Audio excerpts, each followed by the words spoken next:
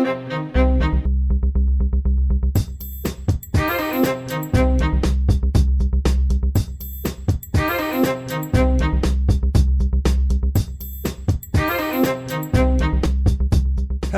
everybody, and welcome back to Small Town Murder Express. Yay and choo-choo! Oh, yay indeed, Jimmy. Yay indeed. My name is James Petrogallo. I'm here with my co-host. I'm Jimmy Wissman. Thank you, folks, so much for joining us all aboard the murder train, pulling away from the station for some weird stuff today in Iowa. We got some... It's just weird. Some people just can't be talked to. Just put it that way. Some people. That's the name of this episode. Yeah. Some people. And we got one of them today for sure. Before we get to that, very quickly though, definitely head over to shutupandgivememurder.com. Get your tickets for live shows starting back up again in September. A lot of them are sold out, so if you want to get in there, I believe Irvine has some tickets left in California, some left in D.C., some left in Philly, and Seattle might have some too. There you go. Everything else is sold out, I think. So thank you guys. You guys are the best, and we cannot wait to hit the whole all over the country there. Really? We're going coast to coast there and in the Midwest. We have East, Middle, and West there coming up. So we're real excited for that. Thank you very much. Shutupandgivememurder.com. Also, get yourself Patreon. Do yourself a favor, damn it. Get yourself Patreon. Patreon.com/CrimeInSports is where you get all of the bonus material. Anybody $5 a month or above, you're going to get so much stuff. First of all, hundreds of bonus episodes you've never heard before immediately upon subscription, which is amazing. You can binge on those. And then new ones every other week. One crime in sports, one small town murder, and you get it all. Every bit. Every bit of it. This week, what you're going to get for crime in sports, we're going to talk about the Liver King, that weirdo. And they had the documentary about him, and we got a bunch of other info, and I thought he was dead. And it turns out he's not. I was shocked by that. Spoiler alert, he's alive somehow, which is really weird. And turns out it's very easy to shock you. It really is. Yeah. If you eat raw testicles in a field, I feel like that's going to kill you one of these days, right? I don't know.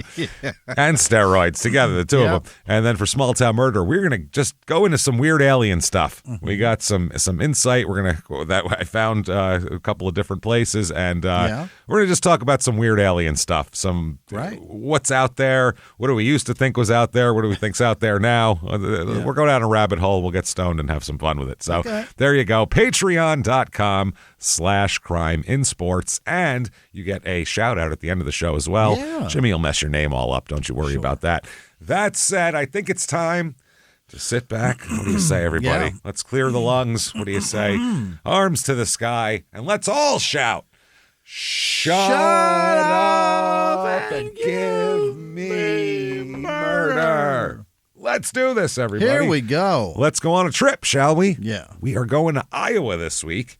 Yeah. Oh, exciting Iowa here. We're going to Bellevue, Iowa.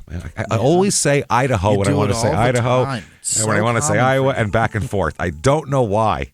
Very similar states. I don't get it. Yeah, but I don't mix up New Jersey and New Mexico, and they start with new. I don't get why. It's just they start with an I. Who cares? New Jersey, New York, they all get their own thing. I don't mix Indiana and Iowa up. Why Idaho and Iowa? I don't know why. So this is Bellevue, Bellevue, Iowa. It's in far, far eastern Iowa on the Mississippi River. So all the way over there. It's about 30 minutes to Dubuque, in case you want to get your party on over in Dubuque. And about an hour, it's about 3 hours to Keokuk, Iowa, which is our last Iowa episode 559, Be My Baby, which was a real weird one. Why don't you? Iowa brings the weird. It's real mild there. It's all, corn and and and quiet muted greetings and things like that, except when they kill each other. Then they go buck wild in Iowa. I almost said Idaho again. This is in Jackson County. Like half the counties in the damn country seem to be Jackson County. Area code 563. Population in this town 2,345. So small town. Real small town to be right on the river there. Median household income here slightly above the national average, $71,786. So it's not poor, it's not rich, it's a middle class kind of joint. Median home cost here $252,500, below the national average, so not bad. They have a couple of slogans and mottos and stuff here. Yeah. The official motto is a true riverfront experience. It is, yeah. We are on the river, basically. That's what we've heard. And the local slogan is, quote, where the eagles soar. They do. I don't know if that's just like the high school. They're the Bellevue Eagles, and I'm not sure. Now, history, I'm only going to tell you about one event because it's crazy. Oh. It's amazing. Okay, this is wild. On July 5th, 2010, they had during their one of their Heritage Day parade, which is our thing to do that we'll talk about as well. Yeah. Okay, a 60-year-old woman named Janet Steins died from injuries of being trampled by a shitload of horses. What? In 2010, not in 1810, 2010. Wow. 23 others were injured after horses broke loose at the 4th of July Heritage Day parade. This is during the parade, so it's just streets are lined with people, and horses break through and charge down the street for 6 blocks. Just tearing apart shit in its path. And they were connected to each other. So they're like clotheslining people, too. Like if you got in between them, you were going out. It's bad stuff. 23 people injured, including 2 children who were in critical condition. Yeah. And the woman who died. The horses took off after one rubbed its head against the other, removing that horse's bridle. Wow. Wow, they had a plan. That was diabolical. They had a plan, man. The horses, with a wagon in tow, galloped for several blocks, running over children and adults who sat and stood along the streets watching the parade in Bellevue. This is horrifying. Yeah. At one point, the wagon flipped, ejecting the 2 people in it, hurting them as well. Yeah. Imagine if you're those, but stop. One woman said she was collecting Tootsie Rolls from the street with her 8-year-old son, 12-year-old niece, and 2-year-old granddaughter when the horses ran toward them. And someone yelled to get out of the way. She said, I could see it was 2 horses. I could see they were running at full speed and they were harnessed together, and I knew they were going to most certainly get hit. And as soon as it happened, everyone was crying and screaming. Yeah, they're out of control at that point because one's steering the other. Whichever one reacts, they're going to just go as fast as they can. Enter Jeff Junk. Junk, Junk. Yeah. And he'll come back in the story. He plays a major role in our murder somehow. So this how small this town is. Jeff Junk here. Jeff Junk said he watched it happen. He said they were mowing people over. Little kids were getting mowed over. They were probably going 40 miles an hour. I've never seen nothing like it, and I never want to see it again. Okay. That's what Jeff Junk said. Yeah. Ruined me. Reviews of this town quickly. 5 stars here. Bellevue is a beautiful river town located on the Mississippi. It has many activities for both singles and families. I feel like being single wouldn't be too swinging around here. Not for the best. I would advise anyone to move to this area. Oh, anyone. And then finally, 1 star. The only way you get anywhere living in Bellevue is dependent on who you sleep with. No, this is completely out of left field. If you've slept with a big enough name in town, who's a big name in this town? An alderman? What are we talking about here? Then big swinging dicks in town if you sleep with the right one. If you've slept with a big enough name in town, then you can get away with almost anything. Oh, you're above the law at that point. Yeah. If you don't, you can expect to get picked on for everything, no matter how small, including traffic tickets.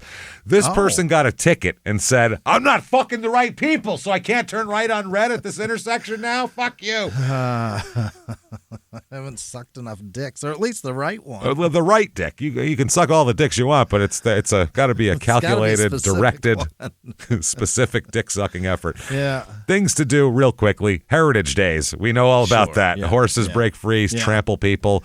Take your life in your own hands. Come at your own risk. It's really weird. They have a prince and princess contest. Okay. With open voting on Facebook. It is creepy as fuck with the kids' pictures. And you click, that one's hot. Gross. Fucking gross. The kids are like 8. I don't want it. It's bad. That's awful. Yeah. No good. I'm looking at bands. They have the One of a Kind band at the American Legion Hall. There's a parade. I don't know about horses. Oh boy. And that's it pretty much. It's a bunch of otherwise a pedal tractor pull, shit like that. Youth dance performances. Hell yeah. Everyone's there for the prince and princess, of course. All the pedophiles line up for that one. So there you go. That said, let's talk about some murder. What do you say? Let's do it. All right, let's start out very recently, October 8th, 2022. Oh, yeah. I mean, nothing different than now. Exactly. Yeah. Everything's the same. So, might as well have been yesterday. Well, yeah, same phone in your hand, same TV on your wall, same whatever the fuck. So, no, culturally pretty similar. October 8th, 2022, 7:34 a.m. Yeah. Okay. Mississippi Ridge Kennels is the location we are going to be at. That is not in Mississippi, but it's on the Mississippi River because it's a kennel, where you board your dogs and stuff like that.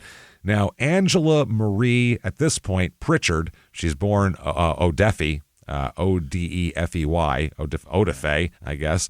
That's what she was, but now she's Pritchard. That's her married name. She's born April 14th, 1967. She is the owner and operator of the Mississippi Ridge Kennels. Yeah. So she shows up for work at 7:34 a.m., Angie, she goes by. She arrives in here. A little bit of background on Angie. She's born in Dubuque, as we all are. Really. The best are. If we think about it, I mean, I'm from Dubuque. You're from Dubuque. It's all from Dubuque. Who's not? Yeah. Who's not? Daughter of William and Barbara. She has 3 sisters and a brother. She graduated from Dubuque Hempstead High School. Now, at this very moment when she's going into the kennel, she is married but not living with her husband. Okay. She's having problems and they've separated. Not legally separated, but separated here. She has 2 sons from previous relationships, 2 different relationships, Josh and Colton, who goes by CJ. And Josh was born in 87 and Colton was born, I believe, in 90. So her main things are her 2 sons and her 5 huskies. Yeah. You'd imagine a kennel lady would be real into dogs, and she is. She's got 5 huskies, Mishka, Indy, Zakari, Timber, and Charlie. And she's known as being very nurturing and kind-hearted. As people who could, I don't know if you've ever been around a husky, but they are a really difficult dog to deal with. It's a lot of dog. It's a lot of dog. They have a lot of energy. They don't want to listen. There's a lot of hair. They want to be like, mushing and pulling things instead of just sitting in your living room. So it's a working dog. It's a tough breed. And if you have 5 of them, wow, ooh, that's a lot. So that's what she's into. So she'd have to be very nurturing and all that kind of thing here. Her sons say she's really strong and has had a lot of problems, but she's always prioritized her kids' well-being. She works long hours to support them, so they always can, have financial stability and everything like that. She does whatever she has to so her kids don't have to deal with whatever's going on, which is a good mom. So, or a good parent, generally. So now surveillance footage captures her pulling into the gravel parking lot of the kennel and exiting her car and entering the building. That's 7:34. Okay, so we know that. By 7:39 a.m., she is on the phone with 911. Oh, 5 minutes later. 5 minutes later. And we have a transcript, and it says, "What's your emergency?" And you hear her yell, "Please get out of here. I have customers coming in." That's what you hear. So the 911 operator says, 911, like what's your emergency? Wasn't a, I know I called 911, and you hear Angela again say, "Please get out of here." So then 911 operator switches and just says, "Okay, where are you at that point?" Yeah. Okay. Where customers will be. Place where customers will be. Where are you? Now let's enter another character in the middle of this 911 call. Let's talk about her estranged husband. Oh. Chris Eugene Pritchard, Prichard, no T in that. Okay. He's an electrician. They met in 2017, Angela and Chris. Now, Angela's sister said, "I would have trusted him with our children. He was nice, friendly, sincere, a hard worker, and fun to be around." Those are all positive. Those are all positive things. And the sister's all going to be looking for negatives, so... Yeah. As any sibling is. I don't know about this one. I don't trust that one. So, he's lived in Bellevue a long time. He's an established electrician in town and, all that kind of thing. So as they hook up, that's when Angela decided to open her own kennel, too, and start that. So Wendy, her sister, said, "To be a kennel owner, to do something with animals, I was thrilled for her. It really seemed like everything was falling into place." And it continues into 2019 when Chris and Angie get married. Yeah. So, yeah, everything's progressing nicely. Everything looked to be, going real nice, stable.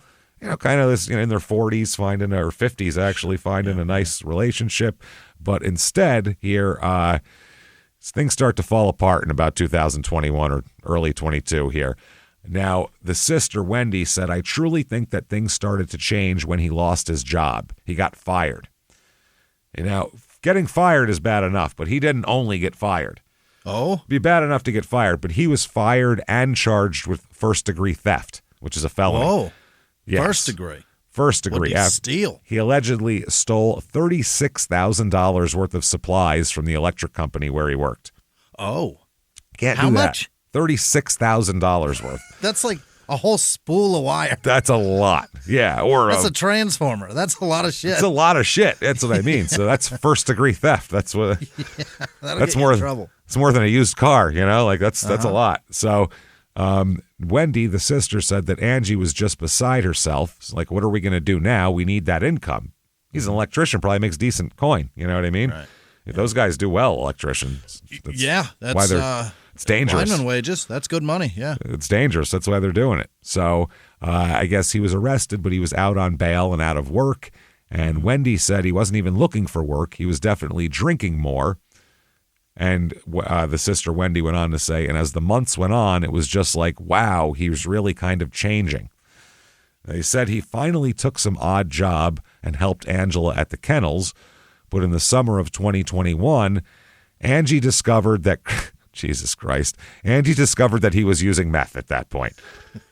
May as well, whatever. I think then you kind of wash your hands of it, right? It's like, okay, you progressed to meth now. Yeah, I'm not dealing with this. I don't think he started that right now. I think he's been doing it a minute. Yeah. Yeah, he was probably doing it and had it's probably one of those functional meth heads, like in that one documentary where the guys are all roofers and construction guys and they don't do anything during the day, but at 5:15, boy, holy shit, it's meth time. But they stop at 9 because they got to get some sleep that night. They got to work in the morning. Right. I feel like that's what he was probably doing before. And now he probably decided that he could sell something that he was stealing for meth money, and then the wife won't find out, or nobody will find out. Maybe. I guess then Wendy said things started to get really bad, and this comes to a head on April 18th, 2022, just a few months before the morning at the kennel, when she came to Wendy and said that Chris hit me. Oh. Angie does. Angie said she hit him. CJ, her son, said, quote, she said he's drunk, he's on drugs. So I told her we're going to call the cops. Yeah. So Bellevue police responded, and it was on body cam because this is, 2022. So everything's on body cam. And this is from the footage here, shows Angela, and there's a still picture from it that they still have out there, shows Angela in her kitchen talking with an officer, with her sister there and everything like that. She said she'd been hit by Christopher. She said, quote, you have no idea what I go through every single day with him. No idea. She said, he hit me, and then I came in the house. And Wendy said she was crying. She was visibly shaking. She had a mark on her face, and she said, I'm so scared. Mm-hmm. Now, Chris, you wonder, he must have fled the house or something. He starts hitting people. No, he was in the garage. Don't worry. He just hung back. I picture him just like with a rag, like wiping down a tool in there. Just like, what's that? What's happening now, fellas? What's the problem? Yeah, I get her. Like a socket wrench, So, the cop told him on body cam, state of Iowa law requires that somebody goes to jail. Yeah. And Chris said, I can't believe I'm going to jail. I mean, I only hit her in the face. What's that? That's believable, man. I believe that's assault, sir. You can't do that. You're going to jail. The officer said, well, she's got a mark on her face. So he was arrested and charged with domestic violence. Yeah. Now, Wendy in the body cam footage, the sister in the kitchen, you can hear her saying he's very, very, very messed up on drugs. Yeah. Very, very, very. That means meth.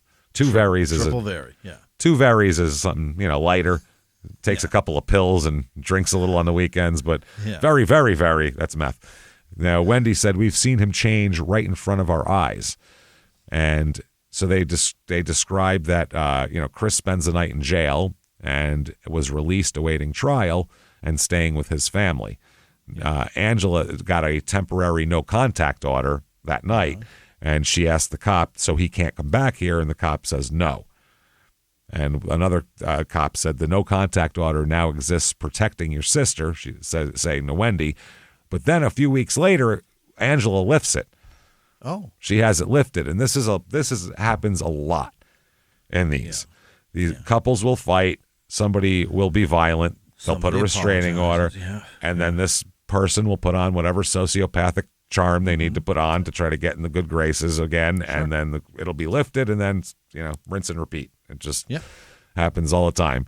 So Wendy said even after it happened, she said, I don't want this. I want our marriage to work. There you go. Mm-hmm. So she thought maybe this would be a wake-up call that he got taken to jail. Yeah.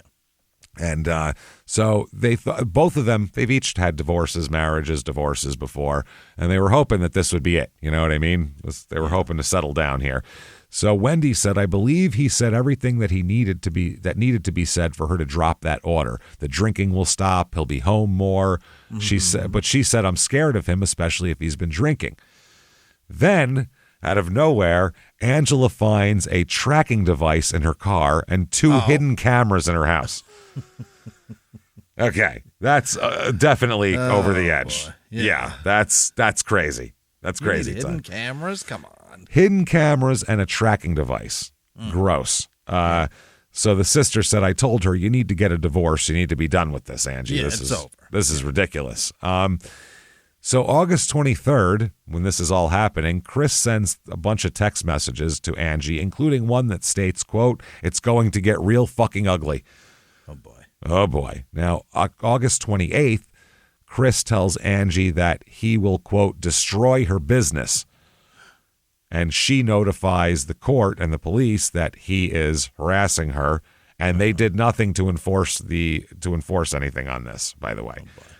So August 29th, I want to say like a year's time, she called the cops 13 times on him. Wow. And he's just, walking around. Baker's dozen in a year. So on August 29th, 2022, Angela moves to her sister Wendy's house because she said that she started to be more scared of Chris. Wendy said her words to me were, I'm done. This is it. We're not living in the same house. So she said, sure, move on in. Wendy said, I was like, you have a shadow now because I'm not leaving. You're stuck with me. Like she's going to protect her or something. Right. On August 29th, that same day, Chris calls the police. She left him to live with her sister, so he got mad, has no recourse but to call the police and falsely report that Angela threw a bottle at him and hit him in the face. She's not even there. When they got there, he has no mark on his face and there's no bottle. So, but he called the cops to say that, just to try to get, so they'd have to go there and fuck with her, basically. Yeah. So then the next day, Angela requested a second temporary no contact order, which was granted, and that means no contact, one text and you're arrested. Basically, that's what that's supposed to be. So they grant her that. Now, in September of 2022, while he's not supposed to be talking to her as a no contact order, he somehow gets himself a shop on like Main Street there in Bellevue. What? Right in the middle of town. Electrician, I don't know what he's doing, but he's got himself a storefront. And he uses the storefront not to advertise his wares or to, put a sale price on the window. He does it to prominently display signs making negative comments about Angela. Just awesome. In his window. She's a real bitch. Just like right there, and then underneath it. You know that Angela? Ankles. Yeah, just doesn't give a fuck. It's wild. This is ridiculous. Wow. And this is, I assume, a violation of the court's restraining order. That seems like harassment. It's not direct contact, but no, but it's direct harassment. It's public harassment. Yeah. So anyway, it didn't matter though. CJ, the son, said once the second no contact order got put in place, I would say that's when things went really downhill. Yeah. Angela went back to the home she shared with Chris to pick up a few things when he's not supposed to be there. Right. And Wendy was with her, and so was a police officer. So this was an escorted mission here. When they get there, this is wild. The court had ordered him to move out temporarily so she could get her shit, and then he could move back in. Yeah. Wendy says, when we walked in the front door, the house was destroyed. There was ink and paint thrown everywhere. What? All the furniture was destroyed. This is crazy. He had actually taken the mattresses off her bed and rubbed it in dog feces. This guy, meth makes you a creative asshole. I'll say that for it. You're putting it's a really asshole thing to do. Signs in your shop window about her and rubbing her mattress in feces. This is a pathetic child person who has no other recourse. Yeah, but I'll rub poop on it. Yeah, you got to go to like the dog park and grab that bin bin full of dog shit. He had to. Well, she has a kennel and they have 5 dogs. You probably there's find a lot of shit out there. Yeah, I'm sure there's shit everywhere around here, but that is like, can you think of anything lower than that? Like as far as out of ideas, I'll rub poop on it. That's the lowest you can go with anything, right? It's pretty scummy. Yeah. What can I do to it? No, that don't work. No, shit, I'm not supposed to be doing that. I'll rub poop on it. That'll show her. You're out of ideas is what that says to me. So in addition to the ink and paint and furniture all being destroyed and shitty mattresses, there was also guns placed all around to intimidate her as well, to show how many guns he had. Boy. Yeah. So Wendy said, we both just started crying. Yeah. And the problem is the police didn't do anything. Yeah. Wendy said the police said there's nothing we can do. This is his house. If he wants to rub poop on his bed, that is his right to do. Like it's anything within his walls he can rub shit on, he can break, he can throw around, he can throw paint and ink on. It's up to him. Yeah. You do whatever you want with your fucking house if you feel like it, you know? Shit in the living room if you want. It's not. Yeah. Rub your own poop on things. It's your house. Hey, everybody, just going to take a quick break from the show to tell you about some amazing dog food, Ollie. Oh, Ollie.com. OLLIE.com. That's right. If your dog could talk, they'd ask you for Ollie. They'd come up to you and they'd ask you for Ollie, and you go, oh my God, you're talking. That's crazy. And this, you asked for food? It must be amazing. That's how good it is. So, yeah, it's really good. Ollie delivers clean, fresh nutrition in the 5 drool-worthy flavors they have also. Even for the pickiest eaters, made in U.S. kitchens with the highest quality, human-grade ingredients, Ollie's food contains no fillers, no preservatives, just real food. They like to call the excited dog the Ollie effect. It's a wagging process that goes on, and a bit of a drooling and a tongue hanging out. You'll see the whole process. It's not the same with the others. It's only with Ollie. It's good stuff. You get healthier food, means a happier dog, also more energy, shinier coat, better poops, everybody. You want better poops out there? Yeah. Your dog can have them. I don't know about you, but your dog's going to have better poops and more mealtime excitement. They're going to love this stuff. And they do. They love it. My dogs love this stuff. And I have a dog that's got like allergies and stuff like that, so we had to find the right thing for him, and they got him covered. It's good stuff here, I'm telling you. Really good. They have 5 protein-packed recipes like fresh beef with sweet potatoes or fresh turkey with blueberries. Even the pickiest dog eaters aren't going to resist this. You might think, my dog eats better than I do. It's probably true when it comes to Ollie. Some of the food you look at and you go, I'd eat that. That looks pretty good. That's good. If that came in like a meal plan, I'd eat that. It's really good. All you need to do is you introduce them to your pup here. You fill out you fill out 30-second quiz, and they'll create a customized meal plan based on your pup's weight, activity level, and other things like that. You get your welcome kit for first timers. There's a lot of benefits to this, including the excitement, the shinier coat. You want easier to pick up poop, everybody. That is a big deal. In 1 to 2 months on Ollie, a dog can reach a healthier weight too. It's a good thing. Correct. You can customize your plan. They offer 3 meal plans to choose from, so you can choose between a full fresh plan, a fresh topper plan, or a mixed plan with their freshly baked recipes. Really good stuff. They also have treats and supplements. It's the only fresh dog food that comes with unlimited routine health screenings, so you can get your pup on track to living their healthiest, happiest life. Dogs deserve the best, and that means fresh, healthy food.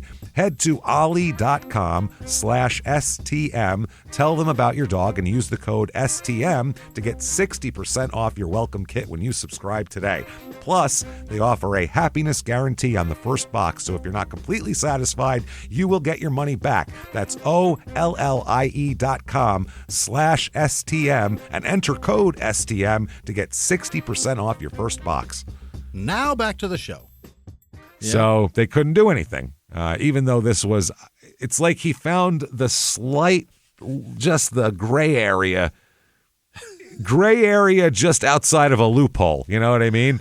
Yeah. The way to harass her without it really being officially harassment. It's fucking horrifying. Man, meth makes you creative. It's his stuff. It's my stuff. So September 17th, 2022, Chris was spotted spying on Angela by hiding in a lumber yard near Angela's sister's house. What?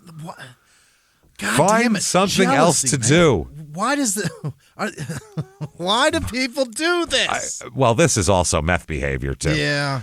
This is, I feel like that's a straight person wouldn't do that probably, unless they were really fucked up in the head. So this is too far. The harassment here was reported to the police at least 2 times, but they did nothing to enforce anything. Yeah. They said, well, he's not technically within the property. He has to stay this far away, and he's that far away. Yeah. He's finding he's right on the edge of this restraining order. Yeah. Yep. He's towing the line. On September 19th, 2022, Angela took pictures of the signs. By the way, he made sure to prominently display the signs in the window and light them properly, too. There's lights on, so that way at night you don't miss them. That's the thing. So ring lights on these. That is crazy. So she took pictures of the shop and of the signs and provided copies to the police. And again, the police did nothing about this. September 23rd, 2022. Jesus Christ. This was a rescheduled hearing on the restraining order was supposed to be held, but Chris no-shows it. Yeah. He doesn't show up for the hearing, even though they went to his shop the day before to remind him about the court hearing. The cops literally went to his shop and said, hey, Chris, remember, tomorrow, court, see you there. And he still didn't show up. Wow. Same day, September 23rd, Christopher, again, repeatedly violates this restraining order and continues to harass her. He showed up where she was staying and told a number of people present that he, quote, did not give a fuck if he went to jail. I don't give a fuck if I go to jail. Now he's doing that. So they call the police again, and he showed up where she is. It's not at her sister's house or at a place of residence, so he could technically say, I didn't know she was there type of thing. Accidents. Yeah, they happen. We know he stalks her. He showed up where she was and said, I don't give a fuck about going to jail. And the cops were like, yeah, can't do anything about that. Right. Now back to October 8th, 2022, just to give you some background there. Okay. Back to 7:39 a.m. on the 911 call. What's your emergency? Please get out of here. I have customers coming in. Right. 911, please get out of here. 911 says, okay, where are you at? The next thing you hear is Angela scream, Chris. Oh. That's bad if you're Chris. And then you hear a gunshot. Oh, shit. You hear Chris scream, gunshot, and then silence, but the phone does not disconnect. Okay. So she says that. Now the 911 operator says, ma'am, where are you at? I would assume that she's not answering you at this point. Why would you say anything?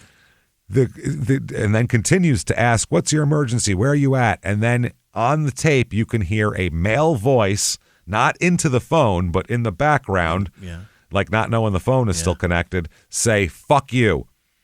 Oh, my God. You can hear a male voice say that on the call. Not good. So, obviously, the police can track. It's 2022. They know where it is. They go rush to this shop here. And one of the detectives said it was a very violent scene. They find Angie laying face down. She's lying face down in the kennel's washroom. Yeah. And one of them said, passing by the kennel door on the right, and this is the area where we initially get a firsthand glimpse of Angela's deceased body here on the floor. So there's blood all over the place. Yeah. It's the washroom where they bathe the dogs in there. Right. And they said she had a very large, significant gunshot wound to the chest. Shotgun wound to the chest. Oh, my God. Not a handgun. Shotgun, close range to the chest. That's rough. Death. Yeah. That's a really rough way to go. That's probably quick, but not pleasant. I don't know how that quick. I mean, unless it stops the heart. Yeah, it's brutal. So it's bad. They said at that point they noticed a barely visible blood trail leaving the place. They said, we spotted a barely visible blood trail leading out of this room and then into the dog kennel area through this door. They said, we believe our assailant traveled from that area, left some blood evidence, then likely went out this door directly in front of us. So they're in there showing people that. So, yeah, Angela is horribly killed. I mean, they said the medical examiner said she was dead within seconds. Okay. I mean, it was just shotgun instantly. Directly. That's not fucked. but within seconds. It didn't like bleed out, but still horrifying. I mean, that is a brutal way to go. I have from the obituary here. I have to read a line from it because we've got this a few times in obituary. No. Maybe Midwest poignant. No. Her grandkids, sons, and daughters-in-law meant everything to her. We will always smile when we remember her 20-year-old hairstyle, her choker necklaces, and her Yeti with ice-cold bush light in it.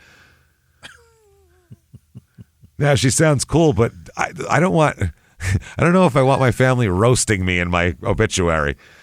Look at her with her fucking farty old hairstyle and her chokers from the 90s and her fucking Yeti with ice-cold bush light in it.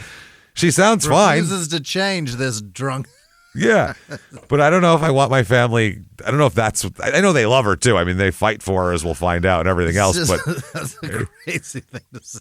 Seems like something you just say at home amongst each other. Like, remember? I don't know. Say it out loud at the funeral. Yeah. Don't put it in print. Jesus. It's odd to put it in print, but they mean well. I'm not trying to bash on them, but it's just funny as shit. When I read ice cold bush light, I'm like, what's going on here? So the family reactions here. They said, CJ, her son, said she was beautiful inside and out. She liked to make everybody happy, especially her family. She loved to spoil the grandkids rotten, and they could do no wrong in her eyes. Yeah. Her other son said she loved doing arts and crafts, still decorated her tree with ones we made when we were kids. And they said basically her dogs were like her kids too. So it's very sad. So anyway, in the investigation, they asked one of the detectives, when you listen to this 911 call, how do you process what you're hearing? Right. And he said on a personal level, it's very difficult. It's a very difficult thing to listen to someone's end-of-life moments. Not good. It's horrifying. Yeah. I don't like those videos where people get killed. I don't like that stuff. It just makes me uncomfortable. Yeah. People are always like, oh, look at this plane crash. No, absolutely not. I don't want to see that. I don't need that shit in my life. I'm even on news websites where it's like, nope. Click here to see video of plane's last moment. Nope. I don't want to see it. Don't need it. Makes my stomach feel bad. I have enough bad, dark shit I need to push down in my brain. I don't need to add more stuff that's awful, that's real, that's horrifying. No. So he said on an investigative level, this was a pivotal piece of evidence in the opening stages of the investigation. Mm-hmm. Yeah, she said Chris. So they said, we're certainly trying to keep an open mind and determine that, okay, if Chris didn't do this, well, then who did? Right. Yeah, and who else is being called Chris? Now when they investigate, they find the sister shows them that Angie detailed her fear of Chris on sticky notes she kept in a notebook. She had Post-it notes. Yeah. Stuck in her like a journal. One says, I think Chris is capable of anything. He told my sister he didn't care if he went to jail. He put guns all over upstairs in 3 different rooms. Another one says, I don't feel safe anywhere anymore. My sister's house, my son's, stores in town. Went to my sister's this morning around 10. Said he didn't give a fuck if he goes to jail. That seems to be a common theme for him. Yeah. Recurring. One said, scared of him. He says nasty and mean and cruel things to me. He has harassed and threatened me. Another one says, always looking over my shoulder, see if he's around, scared of him and what he's capable of. Wow. Yeah, that's terrible. That's awful. It's page after page of Post-it notes of her fears from different days. Yeah. She's got to write it down, otherwise it's driving her nuts. It really sucks. And they look into it. And they said that, they found all sorts of incidents of her calling the police after this, for sitting outside of her house, for following her. Uh-huh. These are all things he didn't get arrested for. Right. Stalking her, going and cutting the grass at the kennels when she wasn't there. What? He'd show up and do fucking yard work. Just to fuck with her. He'd show up and do landscaping just to show take that. What are you going to do? Glue the grass back together? It's cut now. Wow. He was only arrested once on September 15th for sending Angela a text message, which is a definite violation. Yeah. He spent the night behind bars, posted bail, and the next day started doing all sorts of shit again. Yeah. Wendy said he had been driving by our house multiple times. One night, she said he drove by 6 times in an hour. What? Just back and forth. Just on a loop. Get a life. Yeah. Find some chick who likes meth, and you guys go have a gross, disgusting. Account, for God's sake. Have a disgusting like Motel 6 meth sex party, man. Yeah. Do some shit like that. This is a dead end for you. So Wendy said I talked about all the Post-it notes too, and said I can't believe that nobody paid any attention. So the Bellevue police, they all say we're making excuses and not making any arrests. CJ said they'd tell him to knock it off or have a talk with him. Oh, knock it off. Like they're a couple of 8-year-olds who are, hiding each other's fucking toys. This is ridiculous. Right. He said nothing was done. She was terrified. Okay, so they start to work out the investigation. They start to put a timeline together. And they find out, they start reviewing the kennel footage, the outdoor footage at midnight that night to see what happened. For 4 hours, nothing happens at all. Then just after 4 a.m., nothing, they don't see anything, but all the dogs start barking and continue barking for a long time. Yeah. All of them at once. Something's wrong. Yeah. Something's going on. And the detective said, you can hear dogs start to bark. We had determined that was most likely the point he arrived at the kennels. 4 in the morning. 4 in the morning. So they believed he entered the kennels and just sat there for almost 4 hours, basically, waiting. They said the first video that they really got was Angela coming down to work in the morning. And then right up here, he's showing the video, he said, you're going to see Angela start to pull down to the entrance at the kennels. And pulling up to the kennel at 7:34, you can see her get out of her vehicle. She's gathering her belongings, walking into the kennel itself. And they said, and she's dead 6 minutes later. Wow. They said 7:39 and 43 seconds is when they hear the gunshot go off. Yeah. So that's in the video too, and on 911. And they said, is Chris visible in any of these cameras? At all. At all. And they said, actually, looking through tons of them, we believe we see him leaving. Oh. About 2 minutes after the gunshot, 7:41 a.m., they say they think it's Chris on the video leaving. They see that. Okay. They also get security video from a neighbor's house showing a man believed to be Chris Pritchard leaving the kennels 2 minutes after. So they got surrounding footage. Yeah. This is a thing in 2022. Right. It is so hard to get away with stuff unless you're in the middle of fucking nowhere. If you're anywhere around houses, it's on camera. There's so many cameras. Yeah. You're on camera. So they said that actually walking from the kennel area down to the fence area, that makes us believe this is the first area we need to check because they say that's the direction he's walking toward. Outside the kennels, there is miles of thick woods. They said basically just as far as you can see. It's just thick woods behind them. Yeah. It's an area called the wilderness. The woods. Yeah, the woods, but it's especially like out there. Extra wild. They said it's a lot of rugged terrain, and they said Chris knows it really well, and that's where he's headed. So they're like, fuck, are we going to have to hunt this guy? The sister, Wendy, said he knows the outdoors. I knew that he could probably survive out there for quite a while in hiding. So we've seen this play out before. I think this is going on right now, isn't it? That guy that killed his kids and took off. And his wife in Arizona? Yeah. No, not that guy. That just happened like 2 weeks ago. Oh, I mean, this probably just happens all once the every time. couple of years. Yeah. You get some guy with a fucking Punisher sticker on his car, and he's going to go out in the fucking woods and, and he's going to survive in there, A guy that can build a bamboo fishing hook or a fishing pole. That guy in Arizona that disappeared guys. in like fucking 2000. They still haven't found him. Still gone. 25 years later. Yeah. So, man, they said that, that's what they expected. So the detective said, we have every resource at our disposal to try and do this manhunt. We have canines, we have airplanes, we have drones. Yeah. We're doing this. So, okay, they put it all together a little bit. They find that on October 7th, the night before this happened, the murder, Chris parked his truck in a pole barn at Michael and Lori Blazer's farm, which are friends of his. He'd previously done some electrical work for them, but they did not plan on him coming over that day. Okay. He left a note on his truck, Chris does, stating, quote, "Hey, Mike, came out to take these lights down. I just had 7 coyotes cross the road in front of me about a mile up the road. I'm going to go try and kill a couple of them.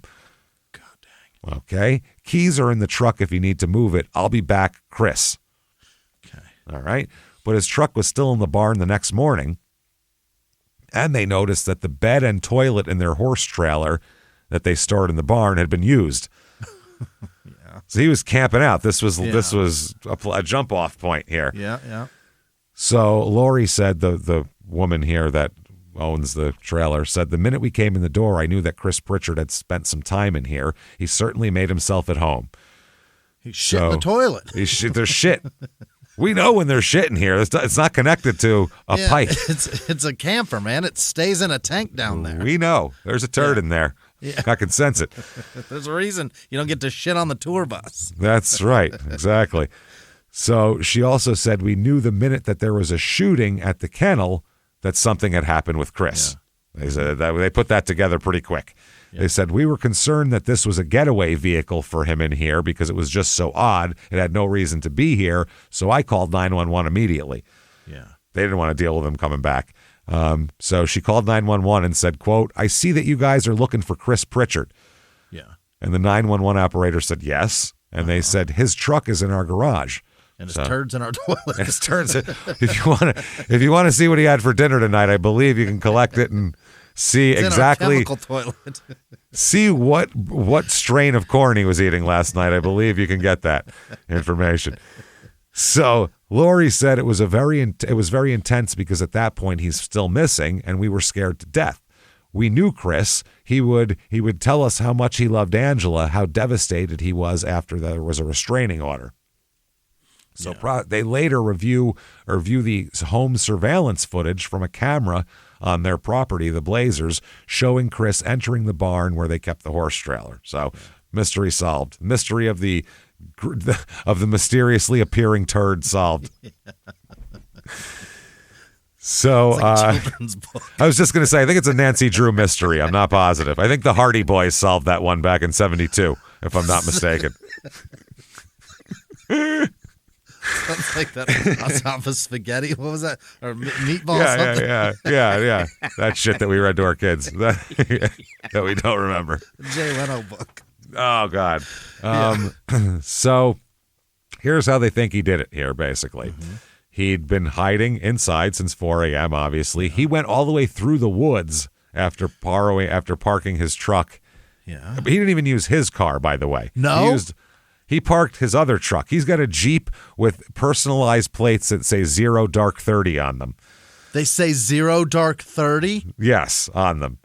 Oh, my God. It's a pretty recognizable vehicle. So he borrowed a truck from somebody else, drove that there, left it there, then trekked through the woods through the middle of the night. In the middle of, you know how dark it is in the woods in the middle of fucking night? Animals He thinks and shit. he's SEAL Team 6, Jake. That's what he thinks. Exactly what I'm saying.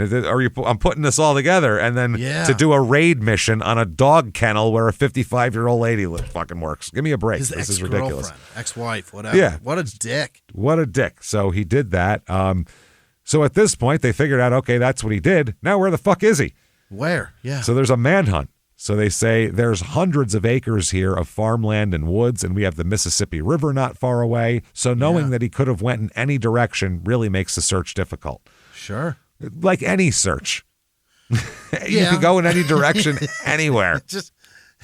He's got feet? Ah, fuck. Ah, shit. God damn it. He could have gone anywhere. Can he move them? He can move them. All right. You guys, he's got legs and they're... Guys, he could be in Florida. He could be in Alaska. We have no idea. It could be anywhere. Able-bodied man. He could be in fucking Russia by now. Oh, man. So they fanned out from the kennels. They're heavily armed because they know he's a nutcase and he's got a shotgun. So they go basically through the neighborhoods, house to house, barn to barn. Yeah. He seemed to have vanished into thin air. The dogs lost his scent. Oh, boy. They don't know what to do anymore. So he fucking predatored him. That's it. Yeah, that's what he's covered himself in mud and got down in there. So they said they didn't know what to do. And so they have everybody, farmers, hunters, cops, everybody's looking for this guy. One of the detectives said, if we thought that Chris was going to make his way, say, back to Bellevue, what's the most likely path? Where are his friends at? Yeah. They're trying to figure everything out here. So when he's on the run for about 4 hours, remember Jeff Junk? It's kind of hard to forget him. Jeff and Majunk. Old Jeff Junk. Now, Jeff Junk says, quote, it's a small town. Everybody talks. Yeah. Okay. He's 60 years old, Jeff Junk. He's a cattle farmer who also has a master's degree from Clark University. So what? Who knows? What? Jeff Junk is a fucking enigma wrapped in a riddle, man. He is a whole other thing of junk science. Yeah. So he's a cattle farmer. Him and his girlfriend, Kim Klein. Jeff Junk and Kim Klein. Are you kidding me? Fantastic. He said, I need someone with an alliterative name or I won't be together with them. They have to have happy. Yeah. Yeah, give me like a Jill Jones. Give me a I need something like that, man. Give me a Barbie, Barberini. Tanya I don't Temple. give a shit. Let's Doesn't matter. So, Chris said that they were once close, or Jeff and Kim said they were once close friends with Chris. Mm-hmm. Now, neighbors called them about this big rumor racing through town. Have you heard? Chris shot his wife, Angela. Have you heard? Boy. Hell of a small town. Kim said, said she was saying to everybody, get out of here. I didn't believe it. She said, I never could believe that. So a Jackson County chief deputy then stopped by the Junk's house to warn them that Pritchard's on the run and he might be looking for help from his friends. They basically got a list of his friends and went to all their houses. Okay. So when he's on the run for about 8 hours, there's a knock at the door at the Junk house. All right. Okay. They said, it was 12 hours. I'm sorry. About 8:15 that night. Okay. He's on. Okay. Knock on the door. And they said they answered the door. They weren't expecting any company or anything. Yeah. Kim Klein said when the second knock happened, I believe it's Chris and you need to answer the door. She already knew. She knew. Jeff said, I see Chris out there. Yeah. So he's their old friend and now a hunted fugitive here. So that's interesting. By the way, he's on the porch holding a shotgun, which just not a real friendly visit when you come over. No.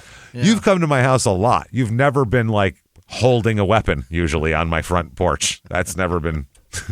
And post, like in your hand. 1932, you don't necessarily just wander around with a shotgun in your hand. Not usually. So they do, though. He's carrying a shotgun, and Kim said, quote, Jeff goes, you need to hand that gun to me, and he did, no problem. He's like, you can come in, but not with a shotgun in your hand. Yeah. They said that he was all wet and cut up from trying to lose the dogs that were chasing him. That's the way he put it, trying to lose those dogs. He asked for a beer, a cigarette, and some food. Wise choices. And then call the cops. Those are all good things to have. Those are all in good. A row. Yeah. They're not bad. Yeah. So he said that he shot Angela in the arm. That's what he told them. He said, I shot her, but in the arm. He said that if she was dead, then he's fucked and he's going to be going to jail for a long time, he said. Yeah. So Junk and Klein knew they had to call the cops, but they were like, how do we call the cops with him right here? Yeah.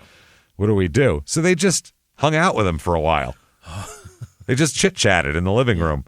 So Chris told them he'd been running all day from the cops and their dogs. So Jeff said, hey, dude, you shot your wife. Yeah. And Chris said, oh, yeah, how's she doing? He hadn't brought it up till that point.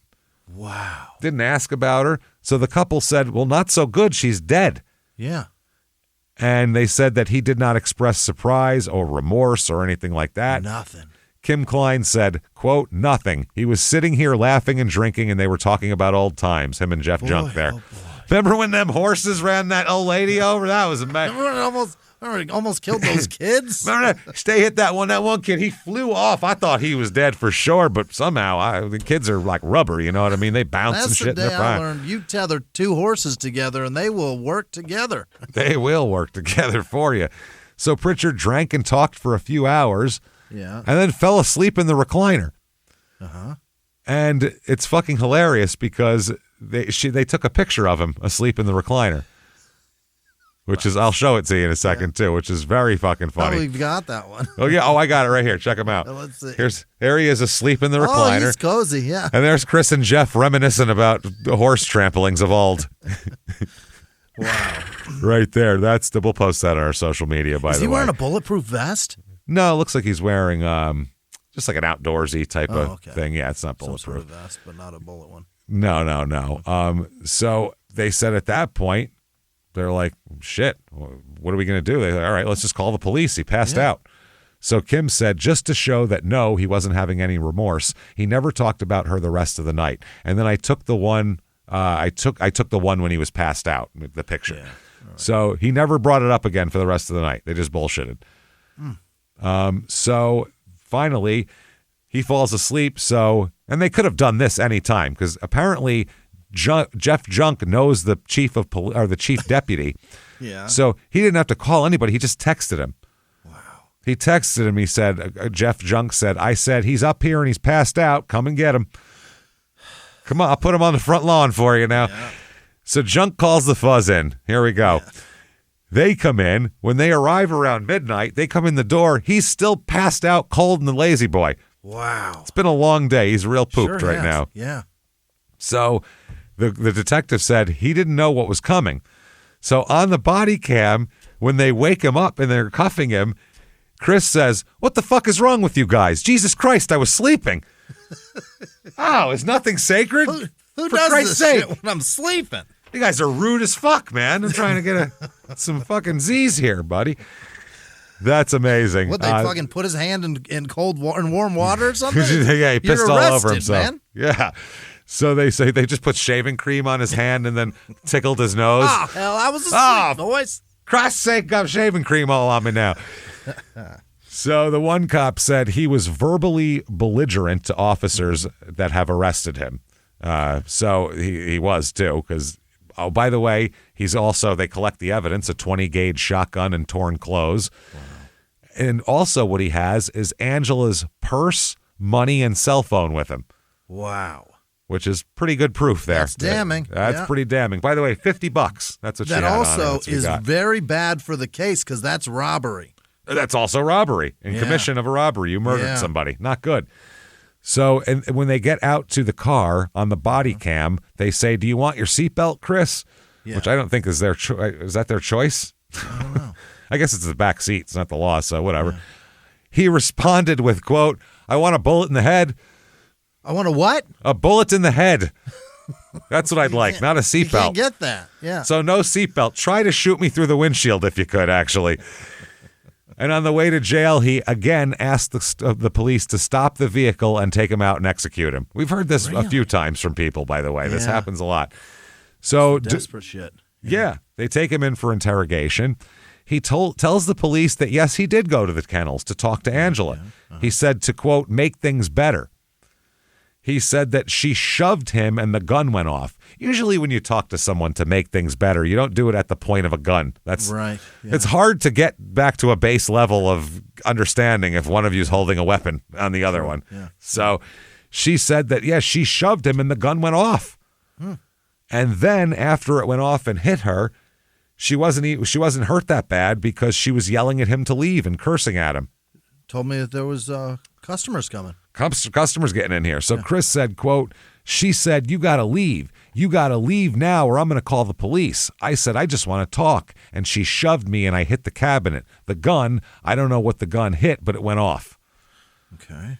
He said that it looked like I hit her in the arm. You know, how would you die from that? Right. Yeah.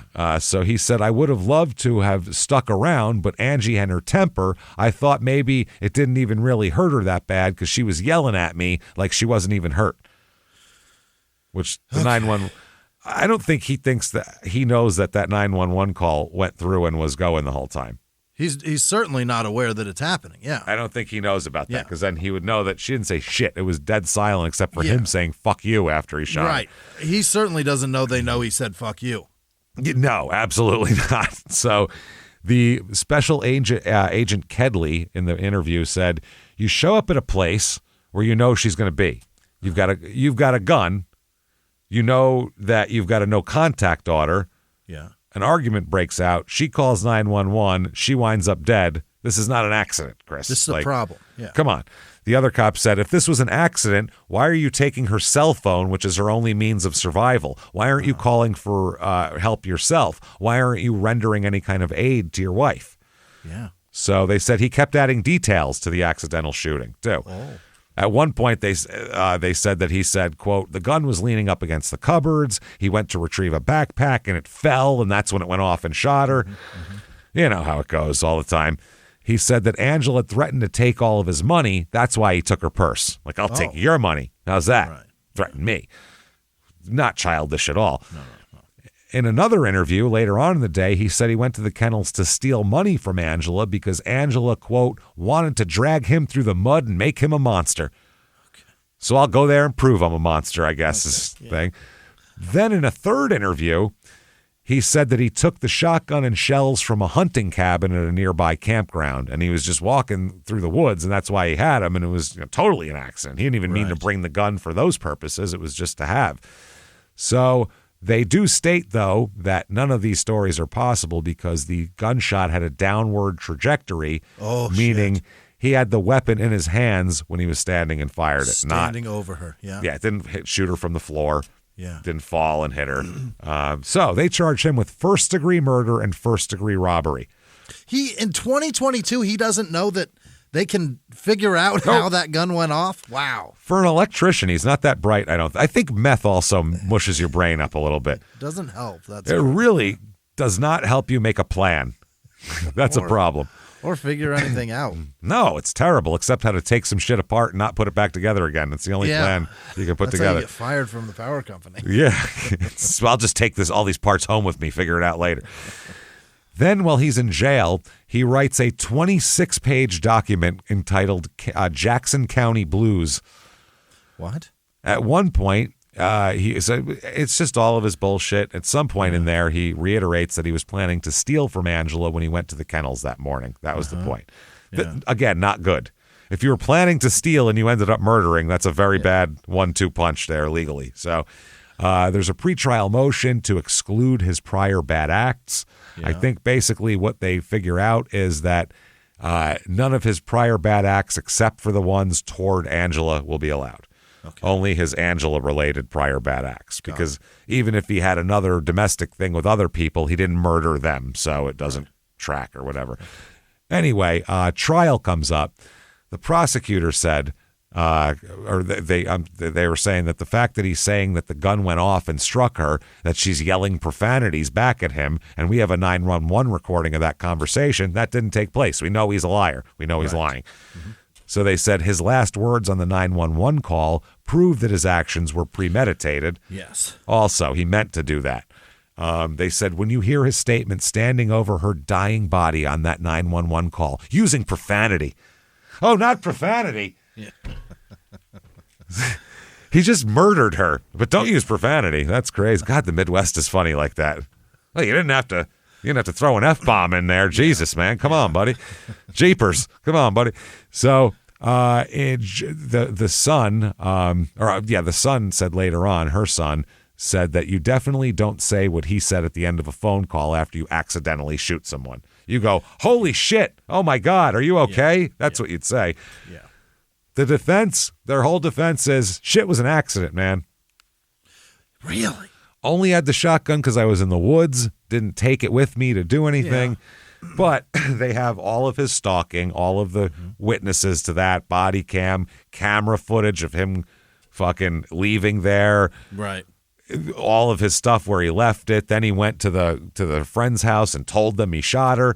And fuck you. It's a pretty cut and dry trial here. Let's just say that. Not a lot to talk about here. So the prosecution in their closing said that he arrived with a stolen shotgun at 4 a.m. He said there's a few hours waiting, thinking about what he was going to do. He could have thrown that shotgun away. He could have gone back to where he came from. Right. They said no. Then they talk about the downward trajectory, that it's definitely not an accident. They said that she had a virtually instantaneous death, is what they said. A retired criminologist testified that it took 5 steps to fire the bullet that killed her, and they said that gun doesn't get loaded and fired accidentally. Mm-hmm. That's the truth. The defense closing was much different. They said, quote, "We see the evidence very differently than the state." Yeah.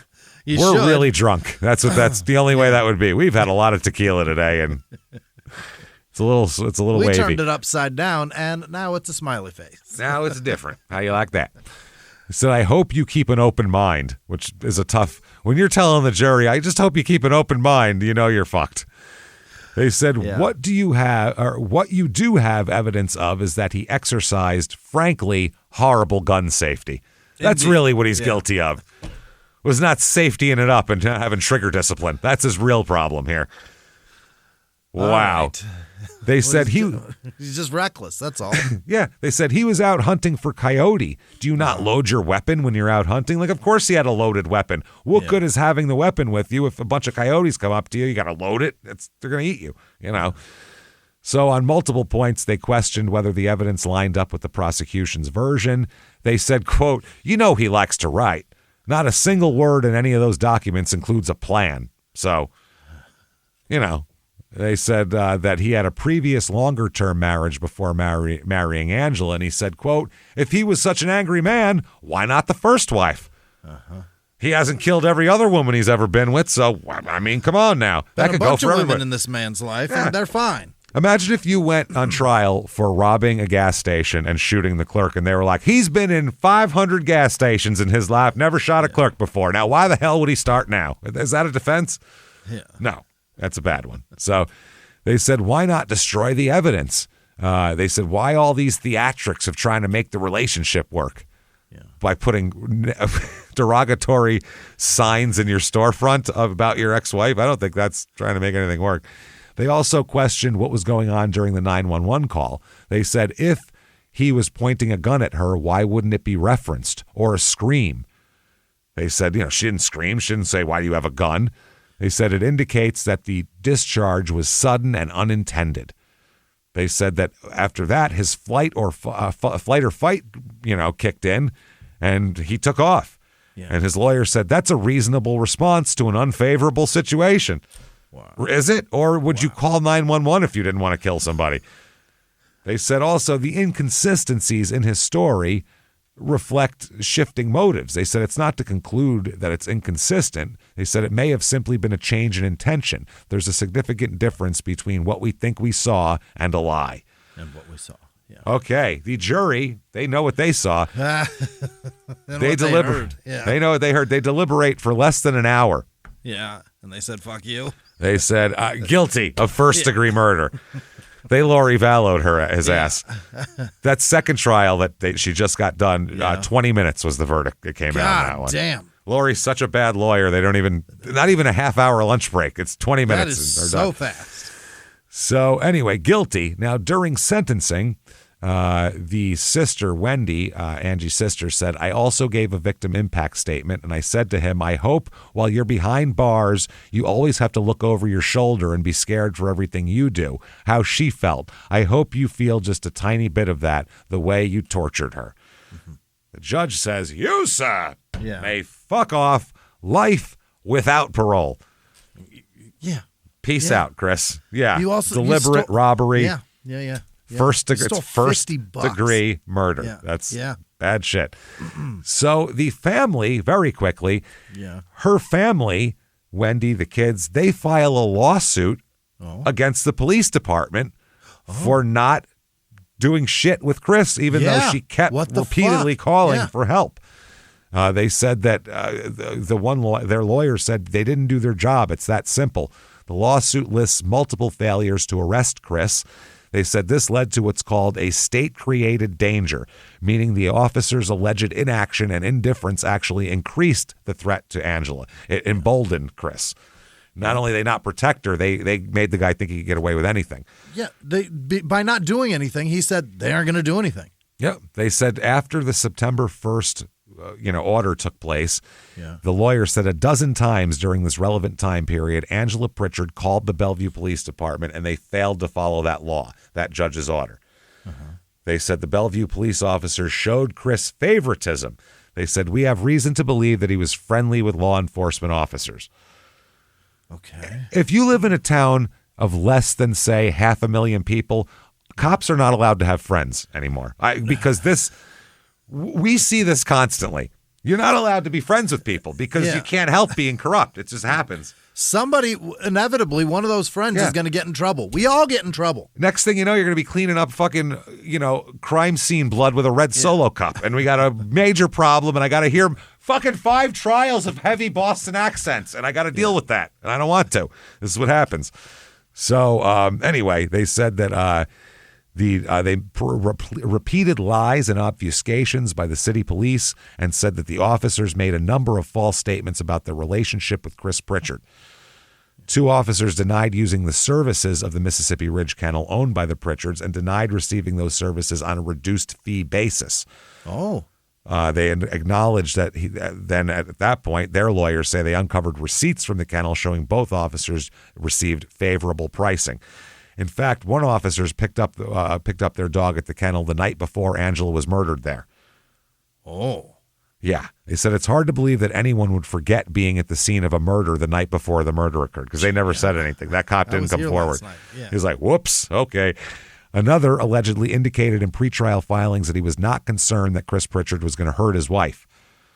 They said, even though she had constantly said, that's my biggest fear, all that kind of shit. At one point, he said to her on video, this same cop, quote, that's my biggest fear, that's my department's biggest fear, is he's going to try to hurt you and then hurt himself. Uh-huh. One officer told Chris before taking him to jail on a mandatory arrest warrant, so you know this is out of my control. I'm just telling you my hands are crossed on this. When Pritchard protested, the officer replied, I don't make the stipulations, dude. And the officer also said that well, I kind of would agree with you, almost that like I said, my hands are crossed. And then also let him ride up front and didn't handcuff him when he arrested him. Yeah. He said, I normally don't do that. Oh, my God. He didn't show up for jail. They issued a warrant, and they never went out and found him. No. 8 days, there was a warrant for him issued 8 days before the murder, and they never went out and found him. They said we couldn't find him, and they're like, it's a town of 2,300 people. He's driving a black Jeep with 0 dark 30 license plates. What the fuck are you talking about? You can't find him. He's got a shop on Main Street, you fucking idiot. He's over there making signs, man. Yeah. I saw him. That's wild. Bellevue, their response is that they do not have a duty to protect anybody. What the fuck is your... Clean the sides of them cars off, boys, because... I think it says first fucking serve word. And protect. To protect and serve. Protect comes first. They said that they do not owe a particularized duty to protect individuals from harm, and instead owe a general duty to the public. Think about that next time you're paying your taxes, everybody. Yeah. Think about that. Think about that next time you put one of those stickers on your car with the fucking line and all that. Go, oh, no duty to protect me. Thanks. They got a duty to generally protect. Generally serve. The area. That is dismissed, the case. Yeah. Wow. Dismissed. Wow. Yep. And then it's refiled again. There's a hearing on all that. And it's again, even though they did find that Bellevue officers withheld evidence, made false statements, and concealed their friendships with Chris Pritchard. Wow. But they deny those accusations. Yeah. And that's that. So they're obviously a little bit upset. Basically, they say if the warrant had been executed, he'd be sitting in jail and she wouldn't be here today. Wow. The legal whatever is basically, well, I mean, he might have killed her then 2 weeks from then. What are we going to... A judge actually said we could have extended her life a few days. Well, yeah. Yes. Yes. Maybe that would have given her a chance to run, man. You don't know. Shit. I'll give Wendy last word here. Wendy said, to this day, I still have a lot of, I guess it's guilt, because I think in my mind, what if I would have went with her that day? Maybe I could have saved her. Like, you both get shot. Yeah. But part of me was so proud of her for like being as strong as she was at that time. She named her killer, and so she helped them bring him to justice. So that's true. So good for you, but terrible for Angie, obviously. This is awful. Very quickly, because we're running late here.